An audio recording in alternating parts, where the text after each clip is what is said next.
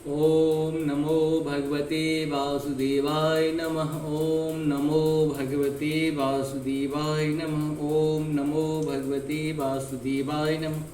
श्रीमद् भागवत गीता के महात्म्य का हम लोग आज 8वां भाग में आ गए हैं। 7वां भाग पूर्ण किए थे, आज 8वां भाग में शुरू करते हैं। गोकर्णोपाख्यान प्रारंभ है। महात्म्य है।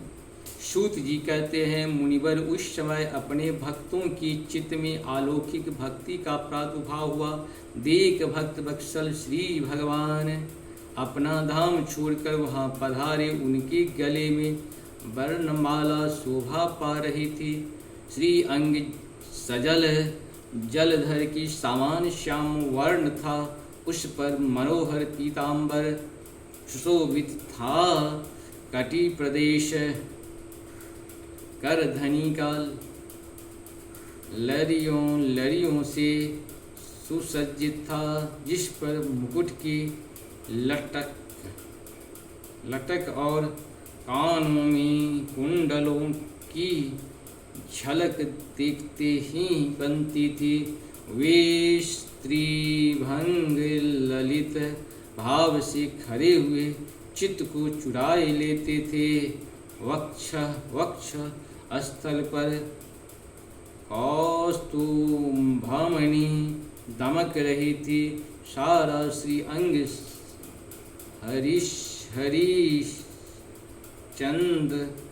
हरिचंदन से चर्चित था। उस रूप की शोभा क्या कहें। उसने तो मानो करोड़ों कामदेवों की रूपम माधुरी छीन ली थी। वे परमानंद चिन्मूर्ति मधुरात्रि मधुर मुरलीधर ऐसा अनुपम छवि से अपने भक्तों के निर्मल चित्त में अभिभूत हुए। भगवान के नित्य लोक निवासी लीला परिधर ऊर्ध्ववादी वहाँ गुप्त रूप से उस कथा को सुनने के लिए आए हुए थे। प्रभु के प्रकट होते ही चारों ओर जय हो की ध्वनि होने लगी। उस समय भक्ति रस का अद्भुत प्रभाव चला। बार बार अबीर गुलाल और पुष्पों का वर्षा तथा शंख ध्वनि होने लगी। उन सब में जो लोग बैठे थे उन्हें अपने नेह गेह और आत्मा की भी कोई सुधि न रही।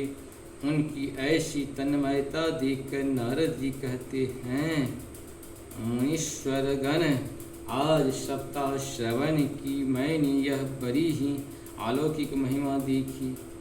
यहाँ तो जो बड़े मूर्ख दुष्ट और पशु पक्षी भी हैं, वे सभी अत्यंत निष्पाप हो गए हैं। अतः इसमें संदेह नहीं है कि कली काल में चित्त की शुद्धि के लिए इस भागवत गीता का भागवत कथा के समान मृत्युलोक में पाप पुंज का नाश करने वाला कोई दूसरा पवित्र साधन नहीं है।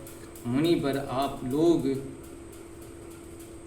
बड़े कृपालु हैं। आपने संसार के कल्याण का विचार करके यह बिल्कुल निराला ही मार्ग निकाला है। आप कृपया यह तो बताइए कि इस कथा रूप सप्ताह यज्ञ के द्वारा संसार के कौन कौन लोग पवित्र हो जाते हैं।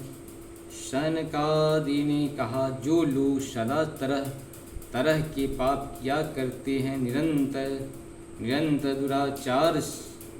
दुराचार में ही तत्पर रहते हैं और उल्टे मार्गों से चलते हैं, तथा जो क्रोधाग्नि से जलते रहने वाले कुटिल और काम परायण हैं, वे सभी वे सभी इस कलयुग में सप्ताह यज्ञ से पवित्र हो जाते हैं। जो सत्य से च्युत माता पिता की निंदा करने वाले, तृष्णा के मारे व्याकुल, आश्रम धर्म से रहित, दंभी, दूसरों की उन्नति देखकर कूढ़ने वाले और दूसरों को दुख देखने वाले हैं, वे भी कलयुग में सप्ताह यज्ञ से पवित्र हो जाते हैं। जो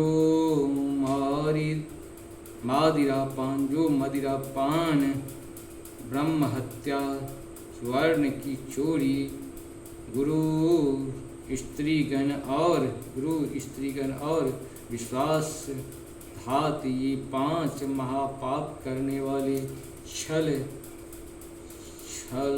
परायण, छद्म परायण, क्रूर, पिशाच के सामने निर्दयी, ब्राह्मणों के धन से पुष्ट होने वाले और व्यभिचारी हैं,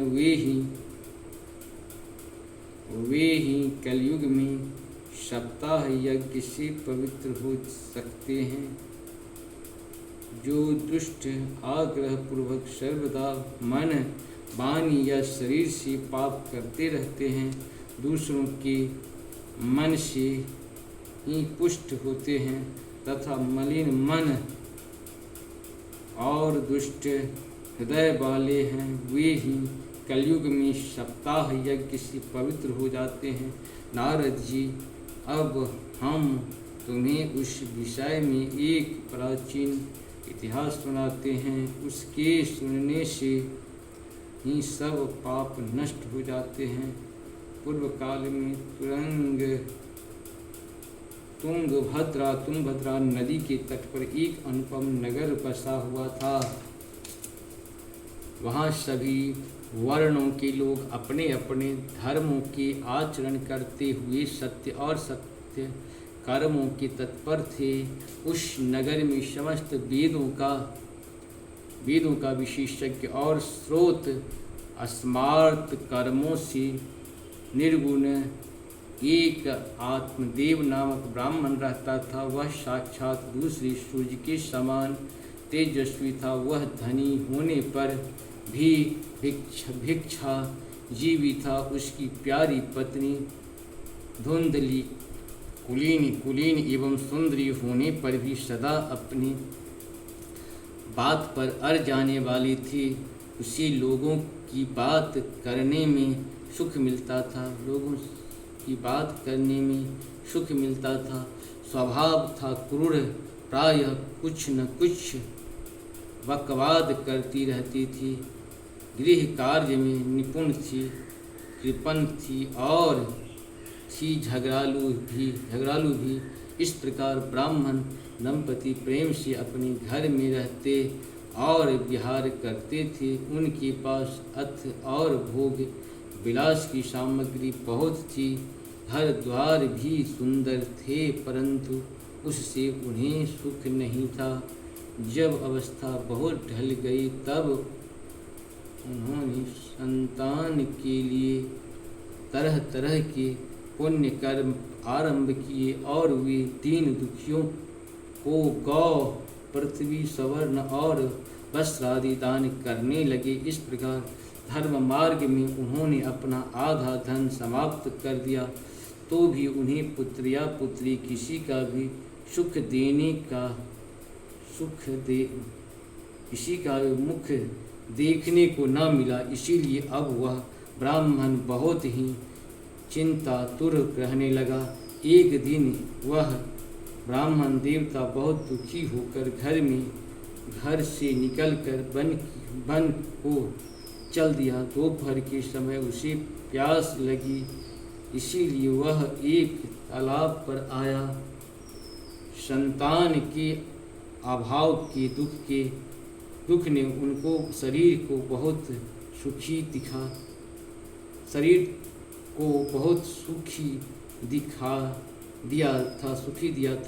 सुखा दिया था। इसीलिए थक जाने के कारण जल पीकर हुआ वहीं बैठ गया। 2 घड़ी बीतने पर वहाँ एक सन्यासी महात्मा आए। जब ब्राह्मण देवता ने देखा कि वे जल पी रहे हैं, तब वह उनके पास गया और चरणों में नमस्कार करने के बाद सामने खड़े होकर लंबी लंबी सांसें लेने लगी। सन्यासी ने पूछा, कहो ब्राह्मण देवता, रोते क्यों हो? ऐसा तुम्हें क्या भारी चिंता है? तुम जल्दी ही मुझे अपने दुख का कारण बताओ। ब्राह्मण ने कहा, महाराज, मैं अपने पूर्व जन्म के पापों से संचित दुख का क्या वर्णन करूं? अब मेरे पितर मेरे द्वारा दी हुई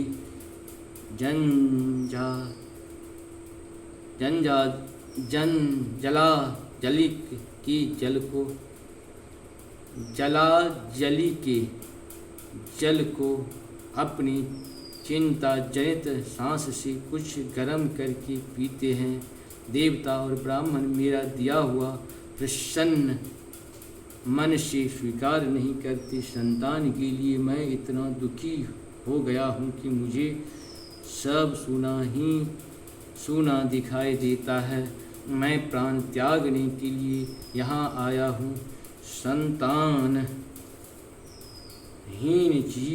जीवन को धिक्कार है, संतानहीन गृह को धिक्कार है, संतानहीन धन को धिक्कार है और संतानहीन कुल को धिक्कार है।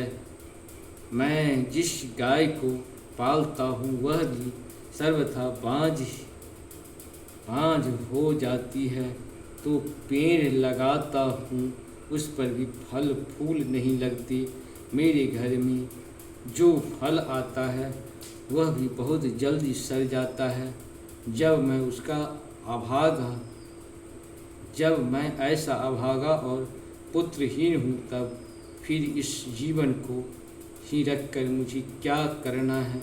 यूँ कहकर वह ब्राह्मण दुख से व्याकुल हो उन सन्यासी महात्मा के पास फूट फूट कर रोने लगा। तब उन यति वर के हृदय में बड़ी करुणा उत्पन्न हुई। वे योगनिष्ठ थे। उन्होंने उसके ललाट को देखकर सारा वृत्तांत जान लिया और फिर उसे विस्तारपूर्वक कहने लगे। इस प्रकार से हम लोग का 8वां भाग पूर्ण हुआ। कल हम लोग फिर 9वां भाग को करेंगे। सन्यासी ने कहा जैसी है वो सारी ये श्रीमद् भागवत के महात्म को हम लोग सुन रहे हैं। और आप सबों को बहुत बहुत धन्यवाद। जय हिंद, जय भारत। आप सबको स्वागत है। नमस्कार। जय हो, जय हो, जय हो। धन्यवाद।